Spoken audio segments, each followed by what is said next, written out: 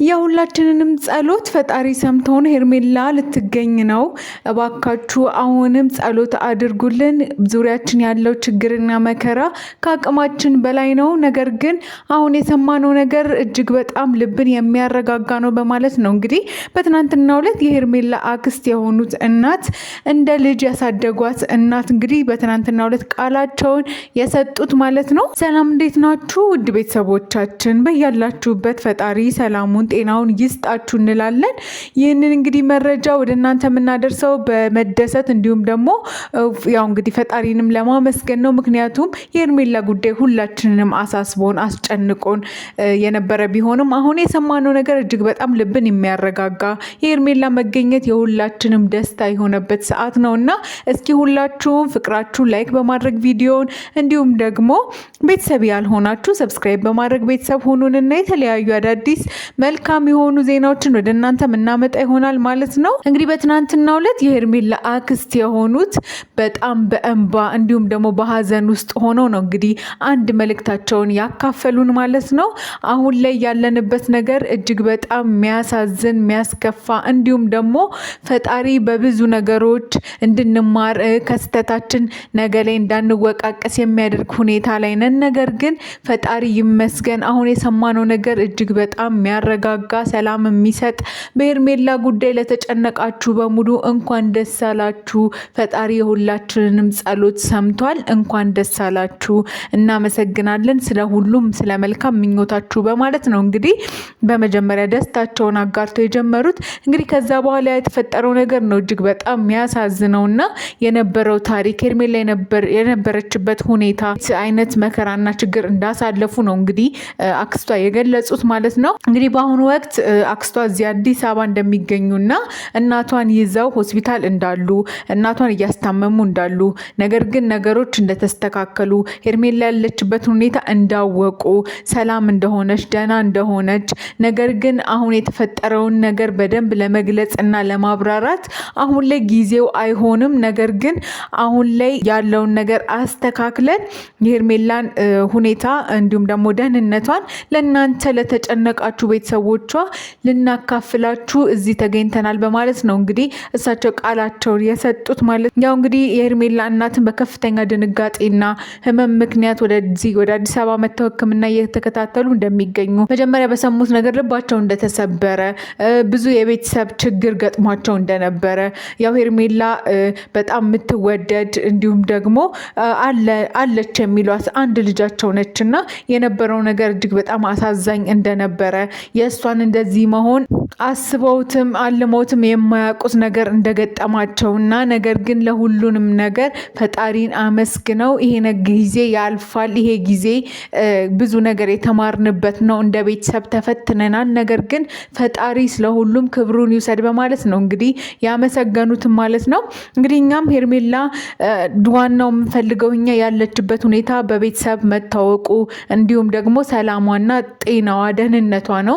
ምክንያቱም ሄርሜላ ለሁላችንም በብዙ ያው እንግዲህ እዚህ ሶሻል ሚዲያ ላይ በተለይ እዚህ ዩቲዩብ ላይ ሁላችንም እንደምናውቃት ከአብርሃም ጋር የነበራት ግንኙነት እንዲሁም ደግሞ በባህሪዋ በምታደርጋቸው ነገሮች እጅግ በጣም የምታዝናናንና እንዲሁም ደግሞ የምንወዳት አይነት ልጅ ናትና ክፉ ነገር ገጠማት መጥፎ ነገር ገጠማት ሲባል ሁላችንም አዝነናል፣ ከፍቶናል። እንዲሁም ደግሞ ሴት ልጅ ነች። እኛም ደግሞ አብዛኞቻችን እዚህ ያለው ኦዲየንስ ሴቶች ናቸው እና በጣም በማዘን መልካም ምኞት እየገለጹ ተጨንቀው ተጠበው የነበሩ ብዙ ቤተሰቦች ስላሏት ይህንን ዜና እኛ መስማታችን እጅግ በጣም እንድንረጋጋና እኛም እንድንደሰት አድርጎናል ማለት ነው። እንግዲህ ሄርሜላ እሷ ከጠፋች ኦልሞስት አንድ ሳምንት ሊሆን ነው። በዚህ ሳምንት ውስጥ እጅግ በጣም ብዙ ብጥብጦች እጅግ በጣም ብዙ ግጭቶች እንዲሁም ደግሞ የብዙዎች ተንኮልና ሴራ የተጋለጠበት ሳምንት ነበረ። ምክንያቱም በአብርሃም በኩል የነበረው የልብ መሰበር እጅግ በጣም የሚያሳዝን በቤተሰቧ በኩል የነበረው ጭንቀት ዙሪያዋ ያሉ የሚወዷት ጓደኞቿ የነበረው ጭንቀት በጣም የሚያሳዝን ሆኖ ሳለ በዛ በኩል ደግሞ ወደነ ሩታ ኤፍሬም እንዲሁም ደግሞ ዳኒ በኩል ትልቅ የሆነ መጥፎ የሆነ አሰራር እንዲሁም ደግሞ ያደረጉት ነገር ከሰው የማይጠበቅ እንደ ቀልድና ፌዝ የመሳሰሉት ነገሮችን አድርገው እጅግ በጣም አዝነንባቸው ተከፍተንም ነበር። ነገር ግን በዛ ጉዳይ ሩታ የራሷን የሆነ ይቅርታ ጠይቃለች። ያው እንግዲህ እንደዛ ማድረግ አልነበረብንም ነገሩ እውነት ስላልመሰለን ነው በማለት ይቅርታ የጠየቀች ሲሆን በዳኒና በኤፍሬም ጉዳይ ደግሞ ያው እንግዲህ ስቲል እስካሁን በስር ላይ እንዳሉ ነገር ግን ጉዳያቸው ዛሬ ላይ ታይቶ እንደተፈታም እንግዲህ ሰምተናል ማለት ነው። እንግዲህ ውድ ቤተሰቦቻችን ሄርሜላ ያው ከአብርሃም ጋር ባላት ግንኙነት ምክንያት በሩታ በኩል ያው የጥላቻ ነገር ቢኖርም ነገር ግን እዚህ ደረጃ የሚያደርስ ሰውን የሚያሳግድ ሰውን የሚጎዳ አይነት ነገር በፍጹም ላደርግና ሊሆን አይችልም።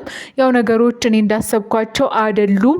ነገር ግን ሁላችሁም እኔ ላይ ጣታችሁን መቀሰራችሁ በጣም የሚያሳዝን ነው በማለት እንግዲህ እሷም የራሷን ስሜት ገልጻ ነበር በትናንትናው ዕለት። በሌላ በኩል እንግዲህ የሜሮን ጉዳይ ነበረ በጣም ሁላችንንም ያስደነገጠን።